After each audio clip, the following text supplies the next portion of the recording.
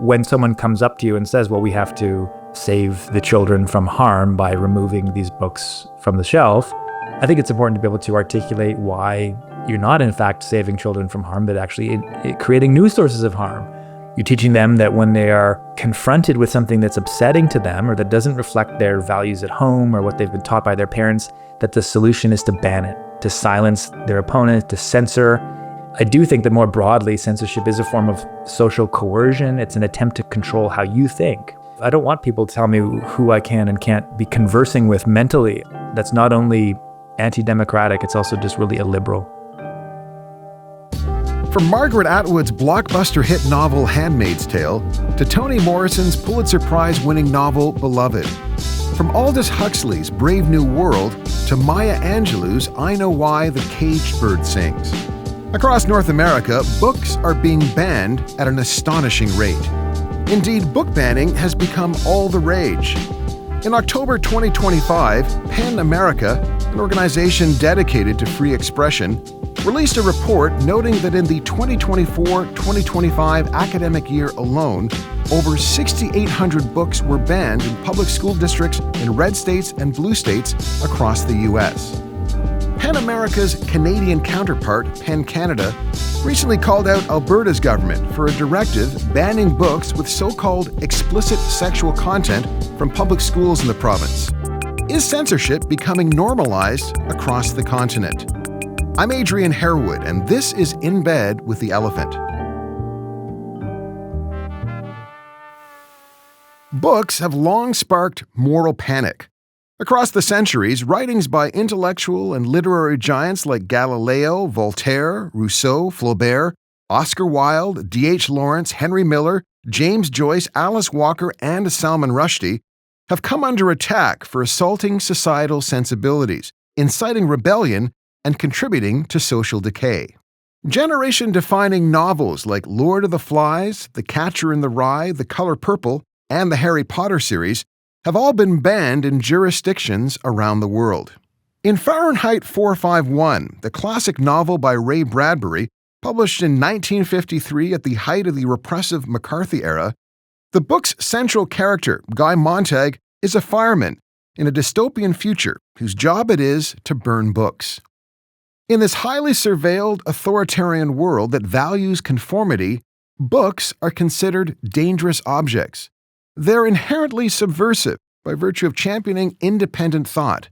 They pose an existential threat to the social order. Early in the story, Montag fails to question his role as arsonist and destroyer of books, but he slowly begins to change his mind and comes to realize that a world without ready access to books is a less thoughtful, curious, courageous, and empathetic world, a world that is less loving and ultimately less human. Like Guy Montag, the Canadian author and academic Ira Wells wants to live in a world without book bans, a world bathed in literature with more conversation, more civic engagement, and less censorship. Ira Wells is a critic, essayist, and professor of literature at the University of Toronto. He's also the president of PEN Canada. His latest book is called On Book Banning, or How the New Censorship Consensus Trivializes Art and Undermines Democracy. Ira, thanks so much for joining us. Oh, thanks for having me. Ira, as I mentioned, your book is called On Book Banning, or How the New Censorship Consensus Trivializes Art and Undermines Democracy. Perhaps you could just tell us how this book came to be. Well, I think it's important, first of all, just to quickly define our key terms here, right? Because book banning actually means something pretty specific in these conversations. Book banning refers to the removal of a book from a shelf because someone finds it harmful or offensive. That's a little different from, say, like a book challenge, right? A book challenge is where, maybe a parent flags a book and says, you shouldn't have this, and it sort of goes for review. It's when the book is removed from the shelf that it becomes book banning. For a book to be banned, that doesn't mean that you can't buy a copy off of Amazon. It just means that it's removed from a library because someone considers it harmful. So I just find that a kind of useful starting point for these conversations. How I got involved was there was a somewhat strange email that was sent around from a kid's elementary school indicating that the principal there was undertaking what she called a library audit. And I just thought that was kind of curious. I had been hearing about the book banning situation in the United States for a couple of years already, places like Florida and other places in the American South where you get these raucous meetings of school boards and parent councils and things. I don't know, something about that phrase library audit just made me think that I wondered if this was a kind of boring bureaucratic way that book banning would come to Toronto, which is where I live. So I signed myself up for the parent committee, showed up with a few other parents on the day of the meeting, and we were told to select a few texts more or less at random for discussion from the shelves. And at one point in the proceedings, the principal said that she wished that she could just get rid of all of the old books. And I found that alarming as someone who studies and reads and teaches literature for a living. You know, where she was coming from is that too many books on the library shelves were not sufficiently progressive. They were too heteronormative, they were too Eurocentric, too white, and she wished that she could just get rid of all of the old books. I hope that she was kidding at the time, and this initiative just kind of fizzled out, to be perfectly honest. I don't know where it went, and so I didn't really hear a lot about what happened next, but I do know that the next fall, there was a student in grade 10 who showed up to her high school, and this was in Peel region in Mississauga. Arundel Secondary School. Arundel Secondary School, thank you. And she was the kind of student who spent a lot of time in the libraries. And she showed up in September of 2023 and found that the shelves are pretty empty. She reported that about 50% of the books, in her estimation, had been removed. And the CBC broke the story, and it turned out that the Peel District School Board had undertaken what they called an equity-based weeding process. I don't think that's the right word. Weeding is another very specific kind of word. We can get into that. But they had actually sort of gone ahead and removed thousands of books from their shelves, from schools all throughout the region. We don't really know how many of those books were lost, but we do know two things. One is that they had decided that they were going to give a 15-year sort of lifespan to their books, that anything that was more than 15 years old was subject for removal. And then the second thing was that because these books had been deemed harmful, they could not be donated to communities in need, they could not be given to jurisdictions who could have used them, but that they were, effectively destroyed. So, Ira, any book that was 15 years old could be gotten rid of? The internal training manual that Peel Region used for this process indicated that books that had been published more than 15 years ago were subject to removal. My sense is that not every single book was removed, but that thousands of them were. Let's go back to the principal who said that all these old books should be gotten rid of.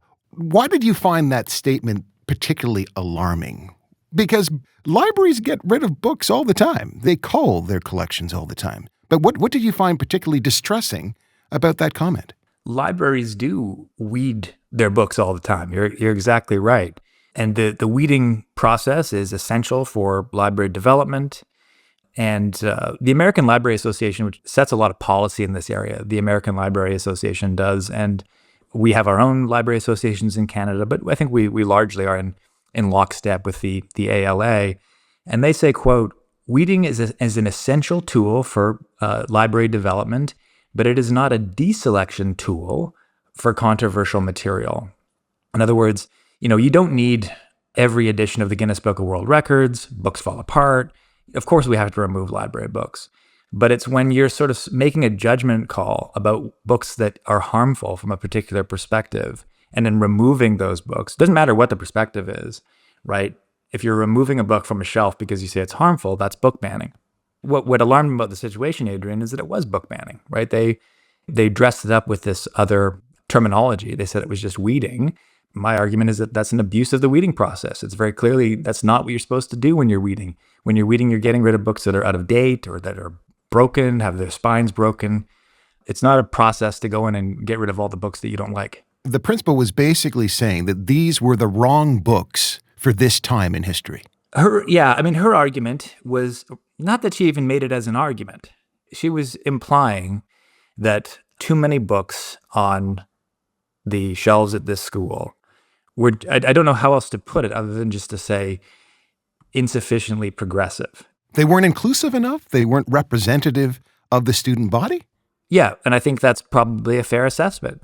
In some contexts. I actually don't know in the context of my particular school. And one of the things that's so hard about this is that, in order to actually come to some sort of judgment call, you really would have to read every book in the library. And no one can do this. And I think that that's what you saw in Mississauga, where they just then came up with this rule where they said, okay, 15 years, let's go. Because we can't go and read every book in the library. It would just take thousands of hours. And no one's prepared to do that work. So we'll just come up with this number of 15 years. And Adrian, you can think about why that might be upsetting. I don't know if you have children, but if you do, that they'll never read one of the books that you read when you were in school, or it prevents any sort of transmission of knowledge across time. You're sort of living in this presentist moment.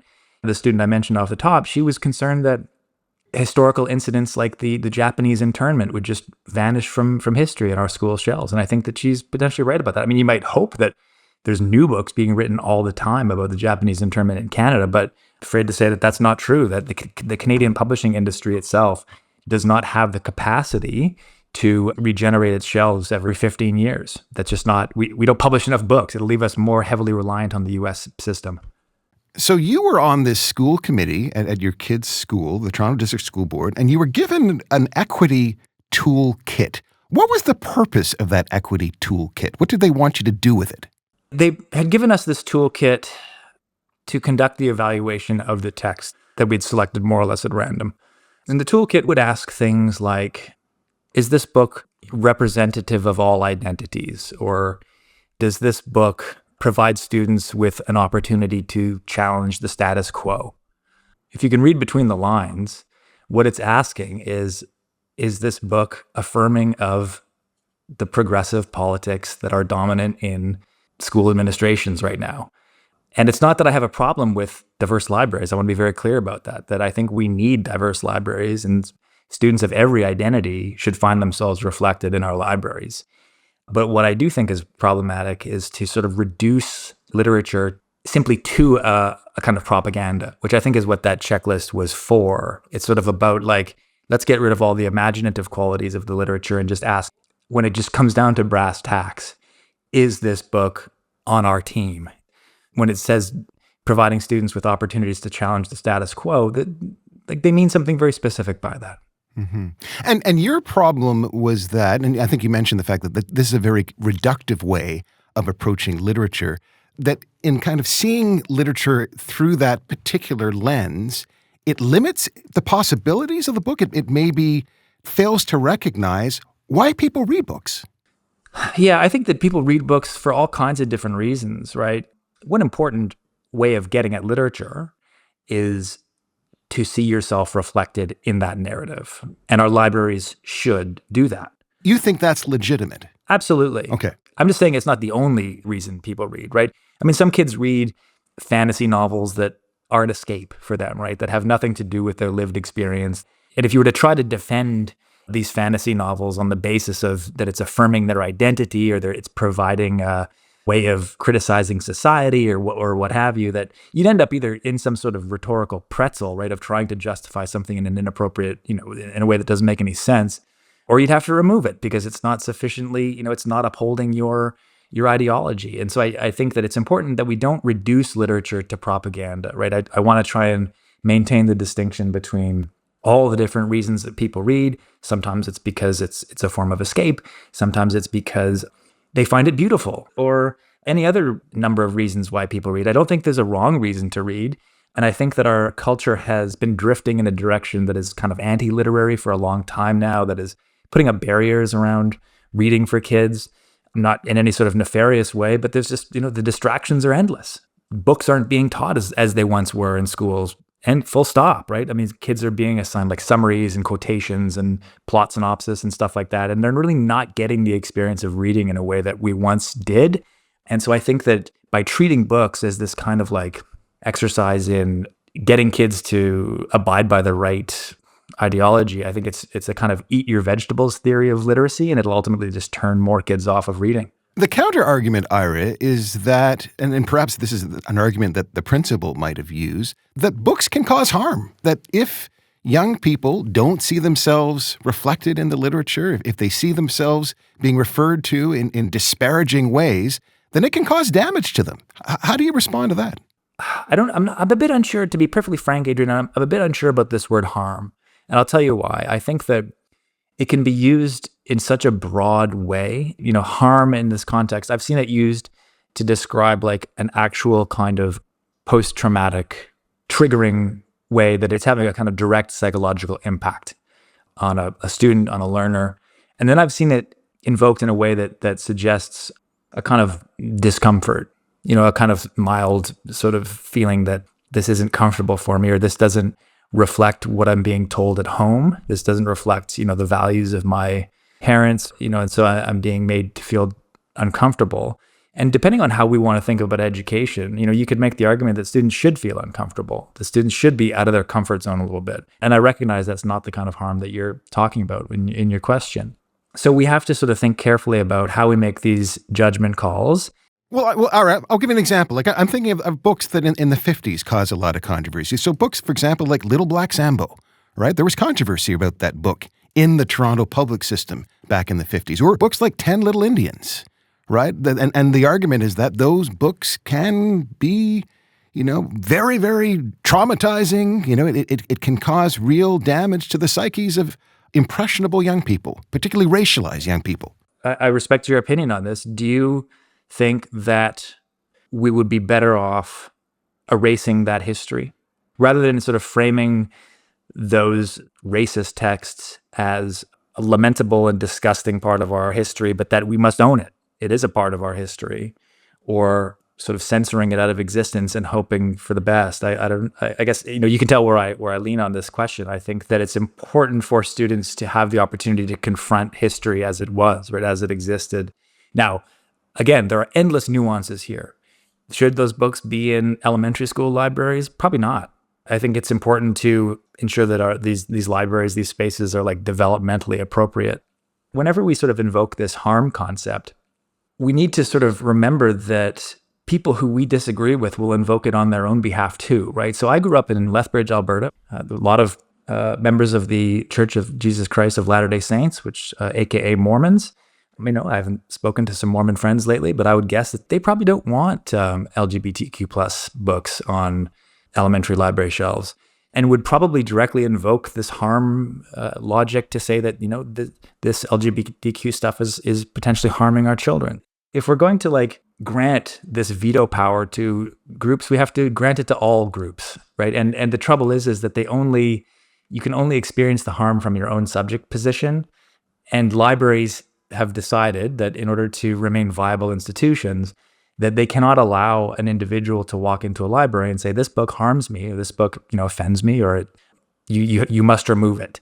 What libraries have done, and for the last, 150 years since we've had public libraries, is to try and explain a rationale as to why libraries have to contain books that may be offensive to patrons, but that individual patrons can't walk in and say, you don't have this particular text because it upsets me.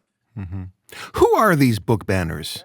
Who are these groupings? Because it seems as if these book bannings are happening more and more when it comes to, book bannings in schools, in public libraries. We see an increase in the number of authors who are being canceled. What's going on? How do you explain that there seems to be a surfeit of these book bannings happening across the continent? I guess there are a few different origins for it, right? We can turn the clock back a long way, but just to start, with the most recent wellspring of it, I think that COVID changed a lot. And it was around COVID that you saw the uprising of these parents' rights groups like Moms for Liberty, Left Turn in Education. And these were groups that are really concerned about what they called LGBTQ indoctrination. They would take it upon themselves to decide what your children can read. They do things like bully teachers into removing books that they disagree with. They have threatened to sue people over the little free libraries. If they see a book that they deem obscene, they'll threaten to sue someone over their little free library. They harass librarians. So all of this is a sort of post-COVID reaction. I would argue it was a reaction to Donald Trump's loss in 2020. There was a deliberate move to go after school boards, to go after the lower rungs of democracy as a kind of buildup, capture those lower levels of administration and bureaucracy. And libraries are soft targets because they actually have the kind of book challenging mechanisms that are made available on their websites They're low-hanging fruit. If you want to get rid of a book, it turns out that it's a lot easier to like make the challenge argument and at least temporarily get it off the shelf than it is to do like a full-scale legal challenge of a book, which was the norm, like up until really the 1960s. Here in Canada, our first ever sitting of the Canadian Parliament included the Customs Act, which included book banning provisions, where you couldn't bring anything that was deemed a quote unquote disgusting object into the country. A very brief overview is that you started with these like nationwide bans of books that has slowly eroded over the course of the 20th century through different legal decisions, a general kind of liberalization of the culture. But now what we're seeing is a kind of reintroduction of the state-sponsored book banning that had appeared to have been eroded since the 1960s. And so we seem to be coming full circle at this point in time. These groups, though, like, for example, Moms for Liberty or No Left Turn, or political actors like Ron DeSantis, the governor of Florida, they believe they're doing God's work. They make the argument that they're protecting children. This is about child safety, and that they're not really in the business of banning books. They're in the business of getting rid of pornography. Yeah, exactly. So, Ron DeSantis had a press release, and I think it was about 2023, at the height of his own book banning initiatives, about the book banning hoax. And basically his argument was that this whole book banning thing that you've been hearing about, it's all just a hoax. And you might ask yourself, well, how is that possible? School libraries are being forced to remove text from shelves by the thousands in Florida. How can you say that this is a hoax? And the DeSantis argument is that, well, it's a book banning hoax because they aren't actually books that are being banned. It's pornography that's being banned. It's obscenity that's being banned. And so it's a kind of rhetorical legerdemain that's being invoked as a kind of have your cake and eat it too argument. So it's a device that's being used to advance particular political interests? Yeah, you're seeing it in Alberta too, with regard to the Danielle Smith government providing guidelines for the removal of graphic content from their shelves, where they, I think it was last May that they initially announced it, and then the Edmonton district came out and, there were going to be 200 and some odd books that they were going to remove, including classics like The Handmaid's Tale and so on. And then they sort of revised the ministerial order in Alberta to make it much more explicit and to directly exclude classics from this banning initiative, as though that were a kind of victory. And really what that does is just allow them to further narrow the zone of persecution to specifically LGBTQ-themed texts. I think research has shown that it does impact those texts disproportionately. The book banners' idea, I suppose, is that by banning the books, they are going to eliminate dangerous ideas. Does that work? Does book banning actually achieve what they think it's going to achieve? No, it doesn't. It introduces new kinds of harms. I mean, they claim that they are undertaking these book banning initiatives to protect parents' rights. It's actually an attack on parents' rights. Why? It's an attack on Why is it an attack on parents' rights? It's an attack on the rights of parents to allow their children to access narratives that might have enriched their lives, to allow them to have information about the world as it exists. And it's a way of giving power to one subset of parents to control what other, and I think the majority of parents actually want from their education system. But sorry, you asked a broader question before that. Does it work? Yeah. And the answer is no. Research in this area has shown that, for example, if we want to just narrow this question to hate speech laws, which are a much stronger version of this argument than what we're talking about in terms of books on library shelves, right? Because even the books that are now banned in Alberta, I don't think anyone would suggest they're hate speech, although the government claims that they are sexually explicit in a way that makes them sound like they're pornography, when in fact they're not pornography. There's been some social science research that shows that there's no correlation between the presence of extensive hate speech laws and lower levels of hateful expression. In recent decades, Germany has strictly enforced hate speech laws. And during this period, the AfD party, which is a highly intolerant party, I think quite hostile to immigrants, and the AfD party has only grown, and quite dramatically so, in recent years. And Great Britain has been along a similar kind of path. They've been cracking down on what they call grossly offensive online speech. There was a Times of London report that came out a while ago that showed that there had been 12,000 arrests in 2023 alone, which I think was the most recent information that they had. So that means that there have been 33 arrests a day on average for things that people in Great Britain are saying on the internet. So this is like, you send an offensive tweet and police will show up at your door and initiate a prosecution. All right. And you might ask, well, is that making Britain a less hateful place? Is this law actually working? Well, if you look at the recent polls that show that Reform UK, which is the anti-immigrant party, the far-right party led by Nigel Farage, it's on track to form the next government of the UK. So I think that we need to sort of learn from this and realize that if you want to uproot the hatred or the anti-immigrant sentiments, the populist sentiments, if you want to oppose those things, outlawing them and banning them, there's no evidence to suggest that this actually works. And in fact, there is reason to suspect the opposite. You write in the book that, quote, book banning thrives in an intellectual culture in which art is not analyzed for its inevitable political assumptions, but reduced to them, in which books and reading are devalued, and in which anti-censorship arguments are tainted as reactionary. Can you elaborate on that? This is something that I do find really troubling, Adrian, the extent to which everyone these days just feels so locked into this sort of default attitude that the way out of our present bind is to silence our opponents.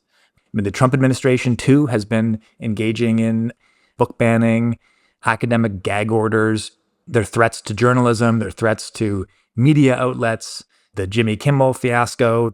The Trump administration flagged something like 350 words to be removed or reviewed from government websites and documents, right? So they're all in on this. Like, they're all in on controlling speech. And I think they believe it. Like, I think that they believe that if they could just prevent the views of dangerous people like Jimmy Kimmel from spreading, then society would be a safer place. And then likewise, you see it in Peel region. You see, like, if we want to get rid of racism, we just need to get rid of all those books in the library, or we need to ban the dangerous things that people are consuming. And I feel like we're kind of stuck in a escalatory spiral.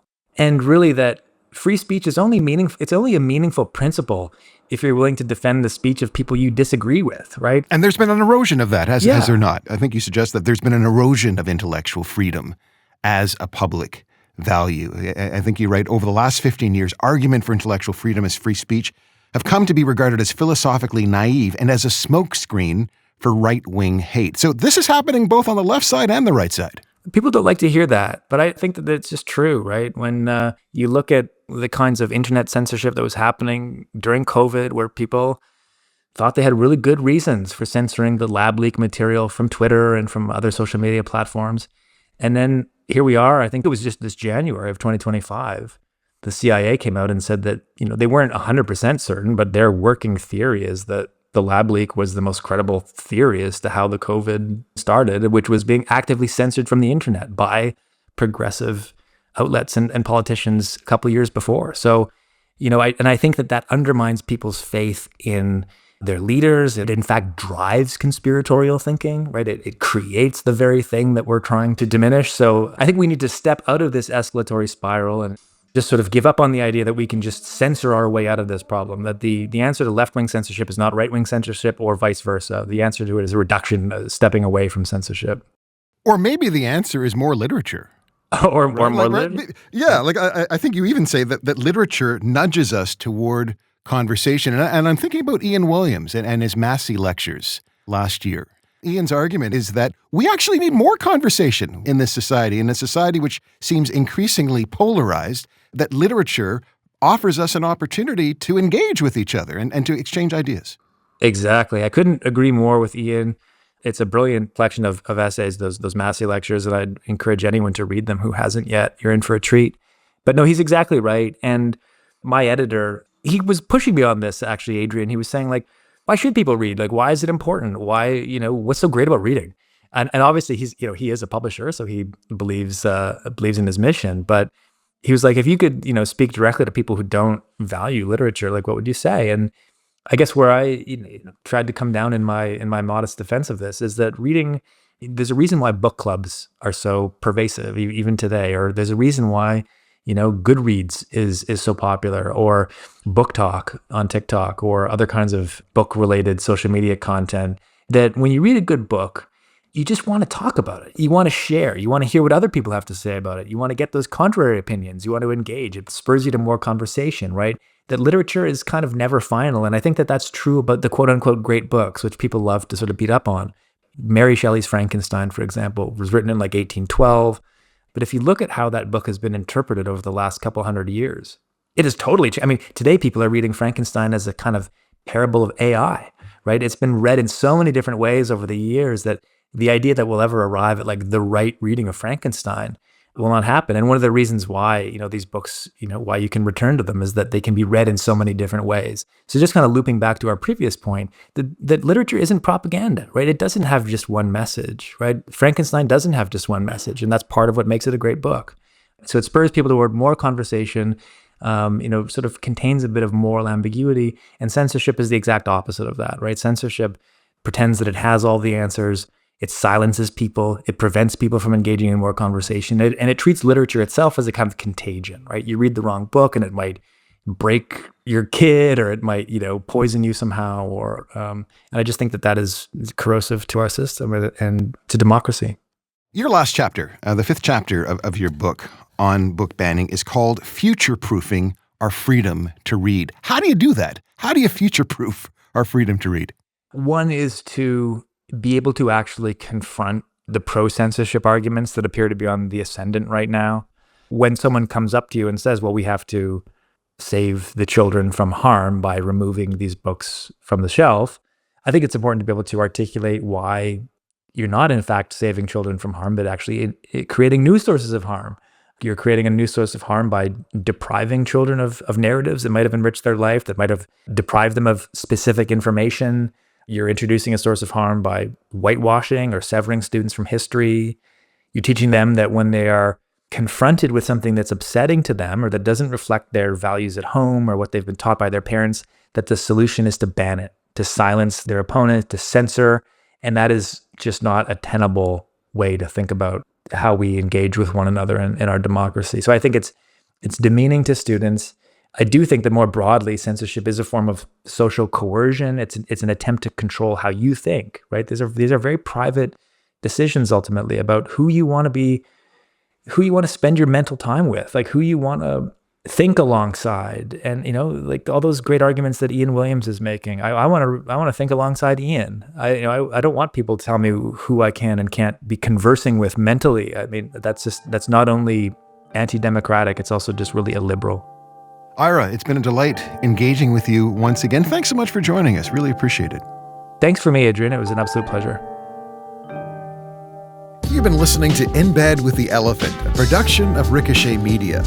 Let us know what you think about our show by leaving a review on Apple Podcasts. You can follow the podcast on Apple, Spotify, Amazon, iHeartRadio, YouTube, or wherever you find your podcasts. The producer, editor, and sound engineer of In Bed with the Elephant is Dave Sarrazin. Executive producers, Ethan Cox and Andrea Houston.